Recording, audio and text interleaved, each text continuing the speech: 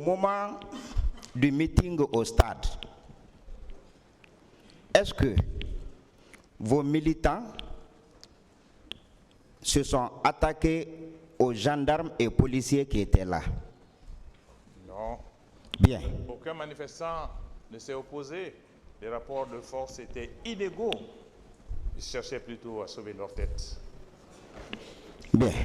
Et les policiers et les gendarmes qui sont venus, ils étaient là pour encadrer simplement avant l'arrivée des militaires ou ceux-ci aussi ont participé à des exactions contre les militants? Ils sont rentrés et ils ont massacré. Ils n'étaient pas là pour nous protéger. Ils étaient là pour nous agresser. Et c'est ce qu'ils ont fait. Même les policiers et gendarmes?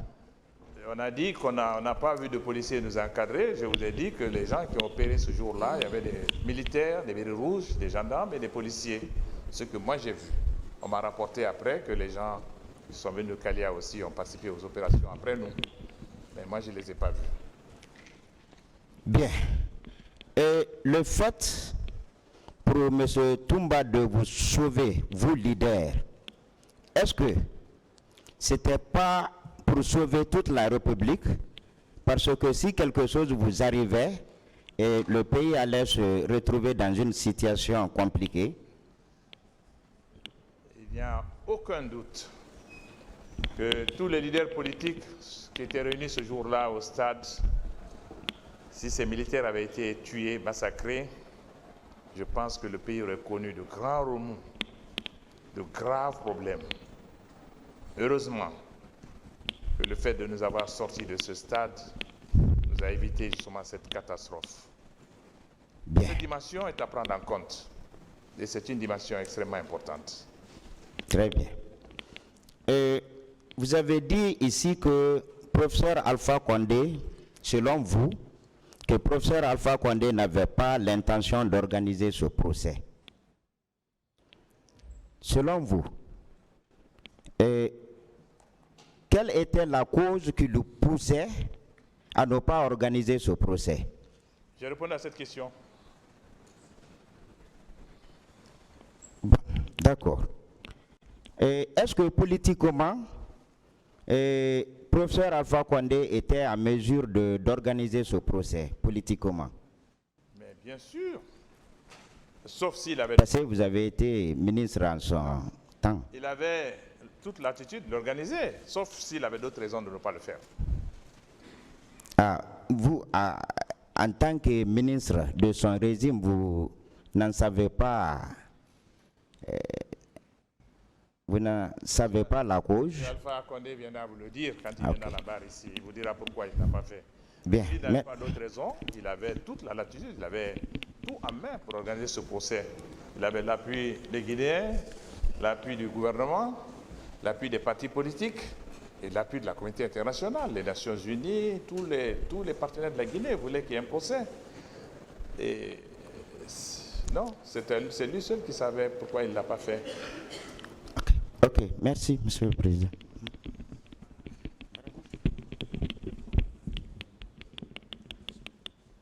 La défense n'a plus de questions. Merci, Monsieur le Président. Honorables assesseurs, bonjour, Monsieur le Premier ministre. Bonjour. Monsieur le Premier ministre, vous aviez soutenu ici à plusieurs reprises qu'à la clinique Pasteur, vous étiez en situation de détention. Alors j'ai envie de savoir, est-ce qu'une seule fois, vous aviez exprimé l'envie de vous rendre à votre domicile et qu'on vous a empêché? Non, je n'ai pas dit que nous étions en situation de détention à la clinique. J'ai dit qu'on nous avait amenés à la clinique pour nous donner des soins. Mais de l'instant où on nous a extraits du stade du 26 septembre jusqu'à la clinique Pasteur, aucun de nous n'a manifesté le désir de partir. D'abord, c'est dû à l'insécurité qui régnait en ville et des menaces qui pesaient sur nous. Donc, on ne pouvait pas, même si on avait la possibilité, on aurait réfléchi 1000 fois avant de regagner nos domiciles. Très bien. Très bien. Une bonne réponse que je voudrais qu'on donne au primitif. Est-ce que vous pouvez être d'accord avec moi que c'est pour des questions, pour des mesures de sécurité qu'on vous a maintenu là jusqu'à ce que les conditions soient réunies pour vous conduire en toute sécurité à votre domicile. Je ne le crois pas. Parce que l'équipe qui est venue nous annoncer qu'on pouvait rentrer chez nous, vous avez écouté le récit du ministre Moustapha Sano, et c'est clairement, ils sont intervenus auprès du président du CNDD pour qu'il accepte de nous libérer. Donc c'était loin de l'idée qu'on était protégés. Contre qui? Mais c'est eux-mêmes. Je pense que nous étions, les gens sont intervenus pour qu'ils acceptent de nous libérer. C'est ce qu'ils ont dit. Ils nous l'ont dit aussi quand ils sont venus. Et c'est pour ça, d'ailleurs, je me suis élevé contre leurs propos. Mais ce que vous dites là est en contradiction avec la réponse que vous venez de donner à ma première question. Laquelle? Ah, mais je vous ai posé la question. Est-ce que vous aviez exprimé à la clinique Pasteur le désir de vous rendre à votre domicile et qu'on vous a empêché? Mais nous n'avons pas demandé. J'ai dit qu'aucun de nous n'a demandé à aller à la maison. Et vous avez enchaîné en disant que certainement c'était pour des mesures de sécurité, nous étions sous des coups de menaces et puis ça pouvait s'expliquer comme ça. Non, pour plusieurs raisons. Parce que d'abord, on avait les militaires qui nous empêchaient de partir, mais nous-mêmes, on n'est pas... Si ils nous avaient libérés la nuit là, sans l'escorte pour aller chez nous, on ne serait pas partis.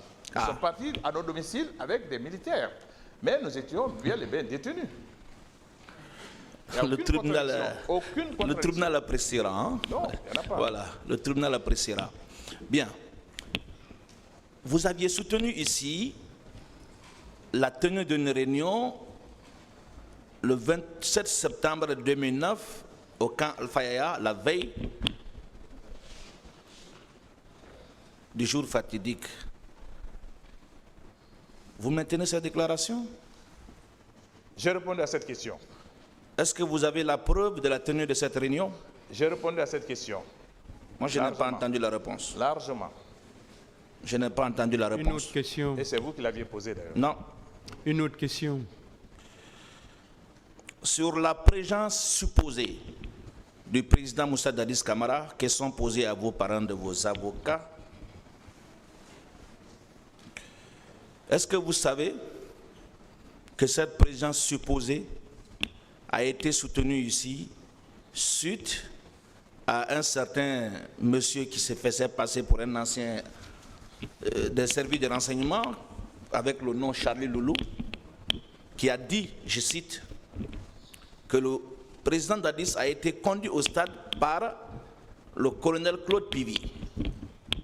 Est-ce que vous savez que c'est suite à sa déclaration sur les réseaux sociaux que les confrères de la partie civile ont même transcrit ses propos et même des confrères de la défense divisée pour produire le débat ici? Est-ce que vous le savez? Mais moi, je ne vais pas commenter cela parce que j'ai dit clairement que cela ne me concerne pas. Très bien. Ceux qui l'ont dit et ceux qui l'ont présenté au tribunal vont prouver devant le tribunal. Très bien. Le tribunal est saisi de cette question. Est-ce que vous savez que cette version qui a été soutenue ici et qu'on a voulu vous faire avaler a été battue en brèche par un rapport produit au débat par le parquet sur la présence effective du colonel Claude Pivy à Koya le jour des événements? On ne peut pas me faire avaler n'importe quoi. Je sais. Je ne consomme pas n'importe quoi. Je sais. Et sur cette question, je n'ai pas de commentaire à faire puisque je suis complètement étranger à cette question qui est portée devant le tribunal et le tribunal l'appréciera. Très bien. En fonction des informations que le tribunal recevra des avocats, certainement, qui défendent cette thèse. Pas moi. Merci, Monsieur le Premier ministre, et je continue. Durant toute votre intervention, vous avez soutenu avoir vu des cas de viol, des cas de mort, des cas de blessures. Mais est-ce que vous savez que Toumba, que vous déclarez ici avoir été votre sauveur, a nié ici à cette barre n'avoir vu aucun corps, n'avoir vu aucune femme violée alors que vous étiez ensemble? Je crois que Toumba a dit qu'en nous menant vers l'esplanade, il a vu des gens en train de tirer une femme nue vers le palais des sports. Je crois qu'il l'a dit, nous l'avons vu aussi. Nous avons vu cette femme dévêtue qu'on traînait. Je le dis sous le contrôle du tribunal, sous le contrôle de tous les acteurs impliqués dans ce dossier. Oui, vous pouvez apporter la réplique plus tard. Une autre question. Il Oui. a répondu. Voilà.